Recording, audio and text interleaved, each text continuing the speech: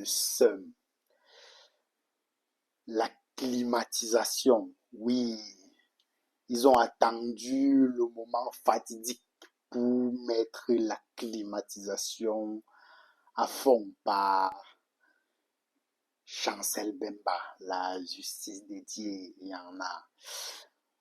Je crois qu'avec ce match camerounais ressent certainement un peu plus la douleur que les Algériens ont dû ressentir il y a de cela quelques années, à Blida, notamment lors des qualifs de la dernière Coupe du Monde. On s'est fait climatiser, les gars. On s'est fait climatiser à un instant fatidique. Beaucoup de choses à dire par rapport à cette rencontre et bien au-delà de cette rencontre, parce que si on se limite juste à la rencontre qu'il y a eu lieu aujourd'hui, je pense qu'il y a beaucoup de détails qui vont certainement nous échapper. Beaucoup de choses à dire par rapport à la rencontre en elle-même et au-delà de la rencontre globalement. Déjà, j'espère que vous allez bien et que chacun de vous se porte très bien également, malgré cette grosse climatisation qu'il y a eu ce soir. La première chose par laquelle je vais commencer, avant même de revenir au match en lui-même, c'est que le foot, il a changé, les gars. Il faut se dire la vérité. Le foot, il a changé. Le foot, il a beaucoup évolué. Et il faut se l'avouer, on ne peut plus éternellement gagner dans le désordre. Certes, autrefois, ça a fonctionné.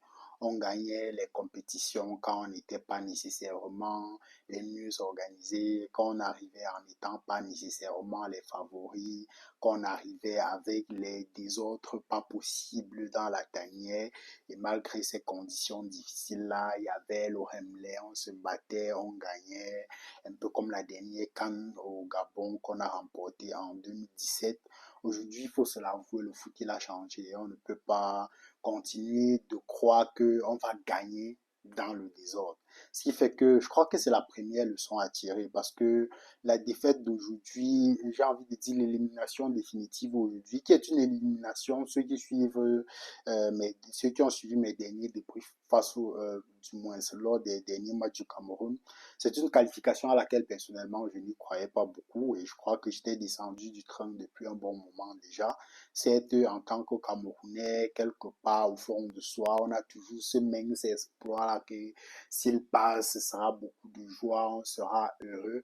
Mais au fond, lorsqu'on essaye d'être objectif, on se rend compte que ça ne pouvait pas le faire parce que déjà, on avait tous les atouts qu'il fallait pour pouvoir se qualifier directement dans la poule où on était, il faut se l'avouer. Et malheureusement, tout le désordre qu'il y a autour de la tanière entre ce combat dont on ne comprend plus les tenants et les aboutissants entre le MINSEP et la fédération a déjà engendré une défaite qui était même pas une défaite, un match nul qui a fait que le Cap-Vert passe devant nous et par la suite, arrivé au Cap-Vert, on a concédé cette lourde défaite-là qui nous a finalement fait passer parmi les meilleurs deuxièmes. D'ailleurs, qu'on n'était même pas déjà parmi les meilleurs deuxièmes, il a fallu justement j'ai envie de dire, ce retrait des points là face au dernier de chaque poule pour qu'on puisse revenir dans la course des meilleurs deuxièmes. Donc, c'est fait qu'au regard de tout ça, personnellement, je n'y croyais pas beaucoup. Et comme je le disais, à un moment donné, il faut pouvoir s'asseoir et se dire les vérités. Le foot, il a changé, le foot, il a évolué, que ce soit en Europe aujourd'hui, que ce soit en club. Quand tu regardes les clubs, ceux qui gagnent sont ceux qui sont les mieux structurés, sont ceux dans lesquels il y a une discipline qui est intransigeante, sont des clubs autour desquels il y a une organisation, il y a une équipe qui se charge des recrutements, il y a une organisation qui pense, j'ai envie de dire, l'avenir du club, qui pense la stratégie où on essaye d'aller, que ce soit avec les nations européennes aujourd'hui, qui gagnent les compétitions, elles sont structurées, il y a une certaine discipline, il y a une certaine cohésion. Ce qui fait que la plupart des coachs aujourd'hui, lorsque tu peux être un élément qui peut s'aimer un des autres dans cette cohésion-là, malgré tout le talent que tu peux avoir, on te met à l'écart. Je pense que les lions indomptables aujourd'hui, et quand je dis lions indomptables, c'est pas seulement les joueurs, c'est avec tous ceux qui les entourent, la fédération, le ministère des Sports, il faut pouvoir se regarder dans les yeux et se dire le foot il a changé. Et on ne peut pas continuer avec le désordre infiniment et espérer que parce qu'on est les lions indomptables, on a le Remley, on va gagner. Non, ça c'est le premier enseignement à pouvoir tirer de cette énième déconvenue-là des lions indomptables qui malheureusement ne seront pas à la prochaine Coupe du Monde, Canada, Mexique, États-Unis. Ça c'est pour moi l'enseignement le plus important parce qu'on a des échéances qui approchent, notamment la CAN qui commence d'ailleurs dans quelques mois. Cette déconvenue aujourd'hui au Maroc face à la RDC, c'est l'occasion que les parties prenantes puissent s'asseoir et essayer du mieux qu'elles peuvent de ramener encore un peu plus de sérénité au sein de cette année-là pour qu'on puisse aller à la CAN avec une meilleure dynamique, avec, j'ai envie de dire, une meilleure dynamique autour du groupe, une meilleure cohésion autour du groupe et une, parce que le foot, ça commence par là. Ce n'est pas uniquement le ballon au terrain, 11 joueurs qui se battent avec la tactique. Non, ça commence par cette discipline-là qui doit être intransigeante. Il y a beaucoup de choses qui se disent autour de la tanière, entre les indisciplines et tout ça. C'est vrai qu'étant en externe, on n'a pas nécessairement les éléments pour pouvoir les confirmer. Mais j'aime toujours dire, il n'y a pas de fumée sans feu. Et à un moment donné, il faudrait se regarder dans les yeux, regarder cette déconvenue-là et se dire, quand on va au Maroc à partir de décembre prochain, je crois que notre premier match c'est le 24 décembre, si je ne me trompe pas. Quand on va au Maroc, c'est avec quel groupe, c'est avec quelle cohésion de groupe, c'est avec quel objectif à atteindre, et est-ce que c'est avec la même indiscipline d'aujourd'hui, c'est avec les mêmes combats inutiles d'aujourd'hui. Non, je pense qu'à un moment donné, il faut que tout ça s'arrête et qu'on comprenne que le foot, il a changé et qu'on ne peut pas continuer à gagner dans l'indiscipline. Ce n'est plus possible. La RDC qu'on avait en face aujourd'hui, j'ai envie de dire, la RDC à un moment donné, elle aussi, elle a traversé de grosses crises au sein de son équipe nationale, où il y avait aussi tout ce désordre-là, peut-être même pire que ce qu'il y a au Cameroun aujourd'hui.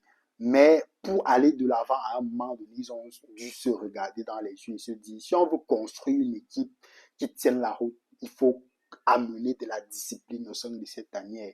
Et c'est passé justement par un championnat local qui soit compétitif, avec des clubs sur le plan local qui émergent, ce qui fait que lorsque les clubs émergent, c'est avec des talents qui émergent, et donc c'est avec des nationaux qui peuvent avoir la capacité de postuler au sein de cette équipe-là, et c'est par la suite la capacité d'aller chercher les binationaux, comme les Yuan Bissaka qui étaient titularisés aujourd'hui, comme qui d'autres, beaucoup d'autres binationaux qui ont justement été dans des sabres à aller chercher justement pour pouvoir ramener au sein de cette équipe-là, parce qu'il y avait déjà un cadre qui avait les conditions qui permettaient justement à ces binationaux-là de revenir et de mieux s'intégrer au sein de cette sélection. Ça, c'est pour moi l'enseignement le plus important à tirer de cette déconvenue aujourd'hui qui était plus ou moins prévisible. Parce que, comme je l'ai dit, le foot, il a changé et on ne peut pas espérer de manière indéfinie continuer aujourd'hui avec ce désordre-là et penser avoir des résultats malheureusement. Et la déconvenue d'aujourd'hui, naturellement, ça passe par certaines individualités aussi qui ont été défaillantes, même avant de revenir au système, avant de revenir même aux individualités. Marbridge vient avec, j'ai envie de dire, plus ou moins un 3-4-3. Euh, oui, un 3-4-3, parce que dans l'animation, quand on était en animation offensive, c'était plus ou moins ça, un 3-4-3 avec beaucoup de déplacements, avec beaucoup de joueurs qui décrochaient, qui dézonaient de leur poste pour pouvoir justement créer le danger.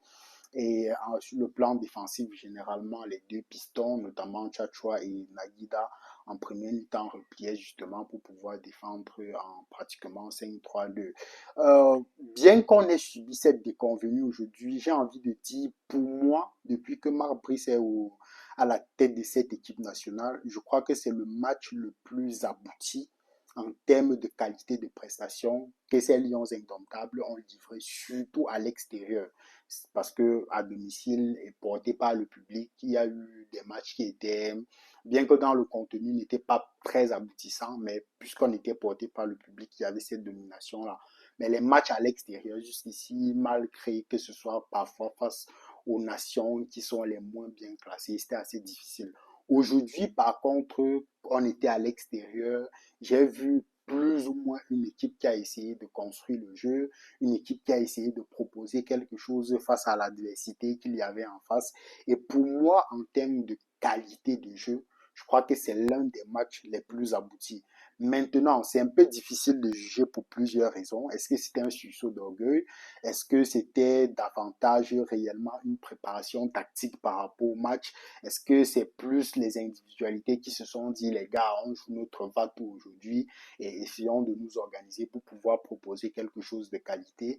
C'est un peu difficile de savoir, malheureusement. Ce qui fait que il faudra, avant la CAN, aller chercher d'autres matchs, j'ai envie de dire des matchs amicaux avant la CAN, pour justement pouvoir davantage voir mieux jauger cette équipe-là. Parce que si c'est ce qu'ils ont, la figure qu'ils ont proposée aujourd'hui, si c'était vraiment une préparation tactique, j'ai envie de dire, hum, c'était quelque chose vraiment d'intéressant, que ce soit dans les sorties de balles, les milieux de terrain qui prenaient davantage de risques, en phase de repli, c'est dans les replis défensifs, c'était toujours un peu compliqué. Il y avait toujours des joueurs qui étaient hors de position, notamment les pistons, qui étaient souvent hors de position. Si ce n'était pas Naguida qui était hors de position, c'était de l'autre côté Jackson Tchatchoua qui était hors de position, ou un milieu de terrain aussi, l'un des deux milieux de terrain qui sortait assez tardivement, et ce qui faisait que parfois les attaquants de la RDC pouvaient décrocher facilement, remiser et pouvoir construire le jeu. Il y a eu sur ces phases défensives-là quelques errances, mais pour un système de jeu qui était pratiquement, j'ai envie de dire, testé pour la première fois, parce que il y a eu des matchs où en deuxième mi-temps, il s'est plus ou moins ajusté de cette façon, mais c'était la première fois qu'il entamait un match de cette façon-là. Et j'ai envie de dire, ça a été plutôt un match abouti, ce qui fait que je me dis, si vraiment c'était une préparation tactique du match, une observation de ce que le Congo proposait, et que au-dessus de tout ça, il y a cette préparation, au-delà de cette préparation tactique, au-dessus, il y a plus de sérénité, il y a plus de cohésion. Peut-être que ça peut donner quelque chose d'intéressant, mais c'est trop tôt pour juger, comme je l'ai dit, parce que je me dis, il faudra aller chercher des adversaires d'un certain calibre, bien qu'ils se fassent même déjà un peu tard quand même, au regard de les équipes qui voulaient jouer certaines grosses nations, alors ils devraient pouvoir déjà avoir préparé ça. Mais bon, quoi qu'il en soit, il faudra essayer d'aller chercher et de voir des équipes qui ont un certain niveau pour pouvoir justement faire quelques matchs amicaux avant la CAN pour voir un peu ce que ça donne et permettre à cette équipe-là de se préparer. Parce que le match d'aujourd'hui, il a été assez intéressant. Depuis la première mi-temps, plus ou moins, on était dominateur dans le jeu, à part, comme je l'ai dit, quelquefois les phases défensives où parfois les pistons étaient hors de position, ou les défenseurs qui tardaient un peu à sortir, ce qui faisait que ça permettait aux joueurs de la RDC de pouvoir construire le jeu. Néanmoins, il y avait, malgré cette dynamique-là, quelques joueurs qui, depuis un bon moment, euh, déjà dans ce match, n'étaient pas au niveau et qui depuis quelques moments, sont aussi un peu en dessous de leur niveau. Le premier, c'est Carlos Baliba, qui pour moi fait une première mi-temps qui est assez catastrophique quand même. Déjà, ce carton jaune qu'il prend assez tôt dans le match, pour une faute qui, bon, peut-être le carton jaune, il est un peu sévère, mais bien qu'il soit sévère, ça se voit que le Baliba qui était rayonnant quand il venait d'arriver au sein de cette équipe-là, le Baliba qui était rayonnant, qui avait cette force de projection-là, qui était difficilement prenable quand il avait la balle au pied, qui était difficilement, qu'on bougeait difficilement. Ces balles-là, il s'est perdu depuis 3 ou 4 matchs maintenant. Et ça revient toujours à ce que j'évoquais depuis le début. Ces problèmes d'organisation où, avec le conflit actuel, tout le monde peut se permettre d'aller assister aux entraînements. Et j'ai envie de dire, ça a commencé depuis un moment où on a vu un journaliste qui tire régulièrement sur Samuel Eto'o, qui est entré, qui était au stade, qui saluait Carlos Baleba. Je ne sais pas ce qui s'est passé ce jour, mais depuis cette image ou cette vidéo-là qui a circulé, où le journaliste en question l'appelait papa, machin et tout ça, Baleba n'est plus le même joueur que nous on a connu au sein de cette équipe au sein de cette sélection nationale. Même avec Brighton, c'est vrai que ses performances, ces derniers matchs quand même avec Brighton, se sont considérablement améliorées. Généralement, il est toujours titulaire, il va sortir autour de la 75-77e minute et il fait des performances plutôt correctes avec Brighton, mais ce n'est plus le Baleba brillant, le Baleba explosif qui avait, bien qu'étant ce joueur-là devant la défense, avec cette capacité de projection, avec ses contrôles qui désorientaient l'adversaire. Je pense que pour moi, aujourd'hui, à la première mi-temps, Baleba a été certainement la plus grosse déception de ce match-là. À côté de lui, bon, lui particulièrement, je l'en veux pas beaucoup, notamment dans les sorties de balles. C'est Michael Gant qui, pour moi, les déficits techniques, notamment dans la relance, parce que si c'est sur l'aspect défensif, malgré le déficit de vitesse, il essaye de faire le job. Mais comme on était face à une équipe où on avait la possession de balle, il faut que les centraux contribuent au jeu, dans la ressortie de balle, dans la construction de jeu. Sauf que je le trouvais moins efficace dans ces phases de jeu-là où il devait pouvoir contribuer à la relance, malheureusement. Contrairement, par exemple, à un autre qui était à côté de lui, qui le faisait pas de manière impeccable, mais en tout cas beaucoup mieux que lui. Et voilà, il y a ça. Gade aussi qui, sur cette dimension-là, malheureusement, ne m'a pas beaucoup convaincu. Et qui d'autre encore? Sinon, globalement, à la première mi-temps, ça a plutôt bien tourné.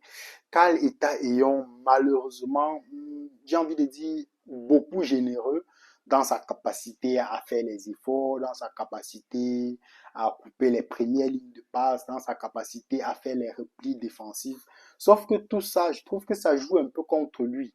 Depuis qu'il est titulaire au sein de cette équipe, je crois que c'était sa troisième titularisation aujourd'hui, tout ça joue un peu contre lui. Parce qu'il fait un peu trop d'efforts défensifs, à mon avis. Ce qui fait que là où on l'attend, il n'est plus juste. C'est-à-dire dans les derniers 30 mètres, où il doit pouvoir être clinique, être tueur quand il faut. Parce qu'aujourd'hui, il a quand même eu plus ou moins une ou deux occasions franches qui, en étant un peu plus lucide, il aurait pu les conclure de la meilleure des façons. Malheureusement, comme le système de jeu faisait que les attaquants étaient obligés de se replier de manière assez régulière, faire beaucoup d'efforts, que ce soit lui ou même Brian Domo qui rate aussi une occasion.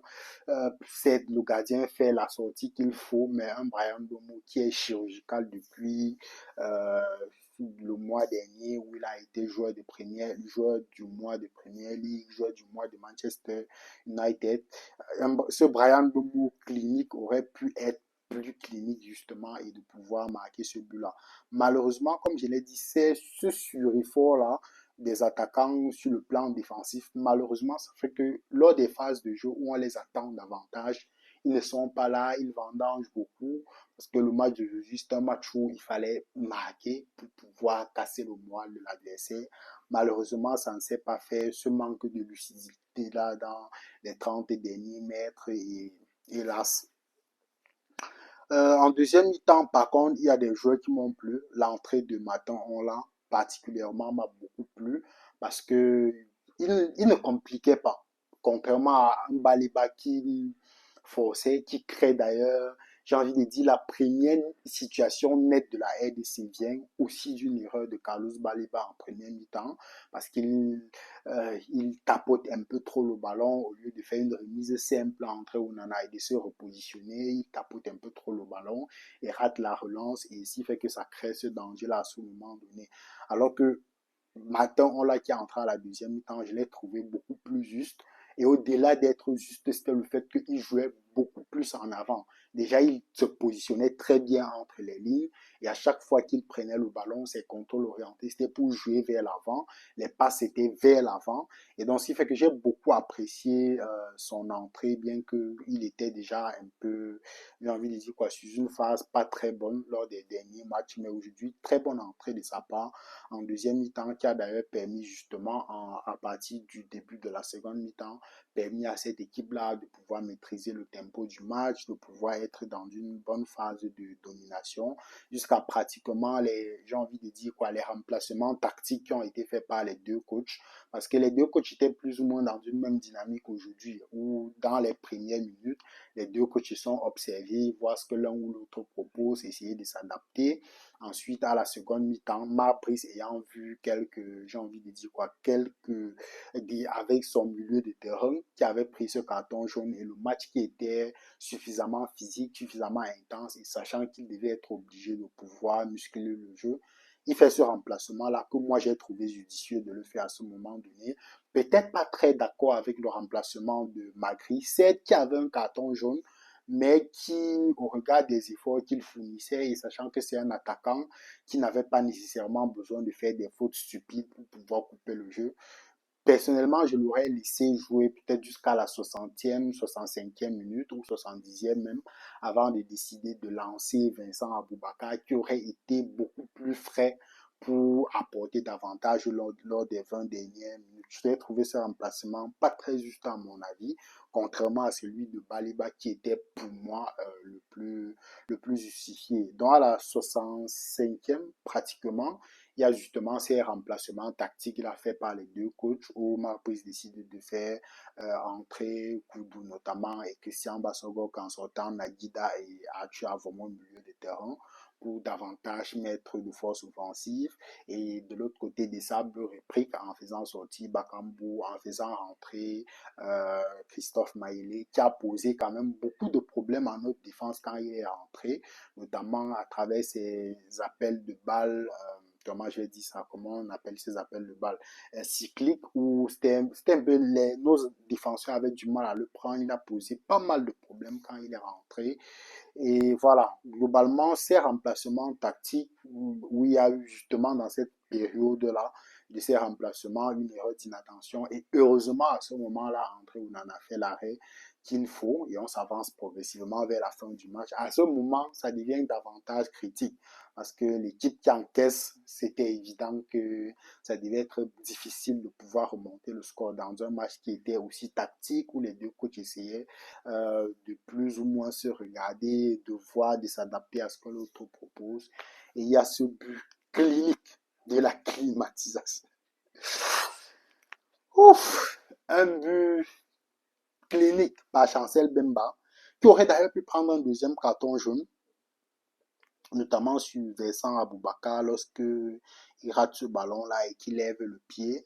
Et malheureusement, l'arbitre ne siffle pas et il en sort indemne. Et justice dédiée, il y en a, il va venir climatiser les Lions indomptables à la 92e minute de jeu.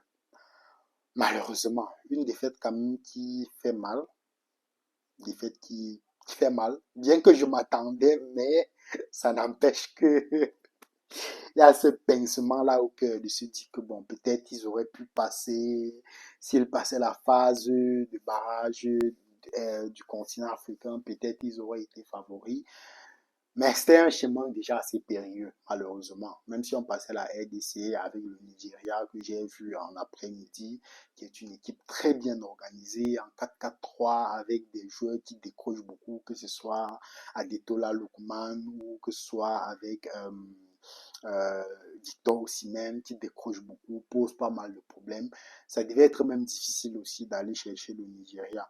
Donc, quoi qu'il en soit, une défaite qui, malheureusement, au regard de la physionomie du match, n'est pas très méritée, mais au regard de l'ensemble du parcours en qualification, en Coupe du Monde, ces erreurs qui nous auront plombé, ce conflit inutile qui aura plombé l'ambiance tout au long de cette phase de qualification. Malheureusement, au regard de tout ça, c'est une élimination qui est méritée et voilà, ce sera cette fois-ci, comme je l'ai dit, à toutes les parties prenantes qui tournent autour de cette équipe-là, ministère, fédération, secrétariat général de la présidence de la République, de pouvoir essayer d'apporter un minimum de sérénité au sein de ce vestiaire-là avant la phase de la CAN qui se jouera dans pratiquement un mois aujourd'hui. Dans un mois jour pour jour, les Lions entrent en compétition le 24 décembre. Avant ça, comme je l'ai dit, il faudra essayer d'aller chercher quelques matchs amicaux pour essayer de retravailler les automatismes, que les parties prenantes autour essayent d'apporter une meilleure ambiance pour qu'on aille dans une ambiance qui soit plus ou moins sereine. Parce que le football, il a changé. On ne peut pas espérer gagner indéfiniment dans le désordre. Vivement que chacun puisse tirer les leçons de tout ça. Dites-moi ce que vous avez pensé du match en commentaire. Je me ferai un plaisir forcément de vous lire. On se donne rendez-vous très certainement dans un prochain débrief. Prenez soin de vous. Peace.